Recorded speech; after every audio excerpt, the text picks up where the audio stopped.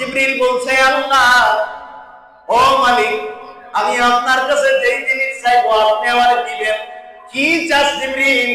জিবরিল কয়, আল্লাহ এত মর্যাদা দিছে, ও ভাইয়া কি দিয়ে বুঝাইলে বুঝবে? জিবরিল বলছে, কোরআনে কারণে এত মর্যাদা দিলেন, 23 বছর আমি কোরআনটা বহন করেছি।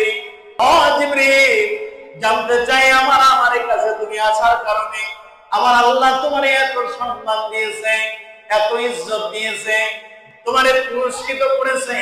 জিবরিল বলেন, আল্লাহ রাসূল বলেন, ইয়া রাসূলুল্লাহ, ইয়া হাবিবাল্লাহ, আমারে দিছে আল্লাহ এমন এক পুরস্কার, এত ফেরেশতা, এই ফেরেশতাদের কোন ফেরেশতারে এত পুরস্কার, দামি পুরস্কার দেয় নাই। আমি জিবরিলে এত দামি পুরস্কার দিয়েছেন।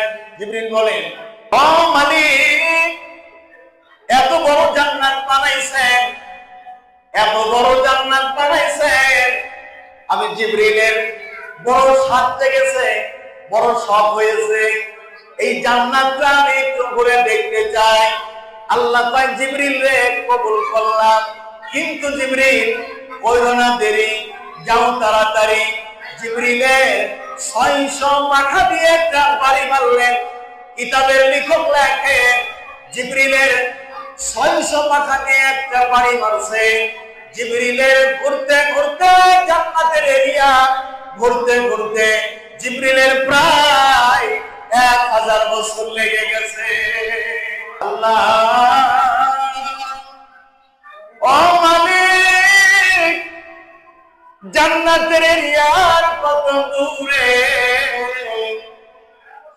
আমি তো জান্নাতের এরিয়া পাই না, জান্নাতের আয়তো কত অনেক অনেক অনেক অনেক দূরে।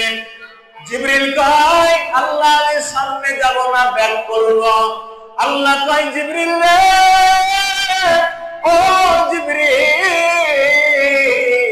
জান্নাতের প্রায় 70,000 পিলিয়ার আছে, সবে মাত্র 1000 বছরে তোরে একটা পিলিয়ার পাড়ি দিছ। ও জিবরিল, সামনে যাব না, পিছে আসবা। জিবরিল আল্লাহর পায়ের কদমে বরাবর সিজদা দিছে। আল্লাহ, আমি তো জান্নাতের এরিয়া শেষ করতে পারি নাই, কোরআনের মর্যাদার কারণে আমার এত সম্মান দিলে, এত আমার ইজ্জত দিলে, আমি জিবরিল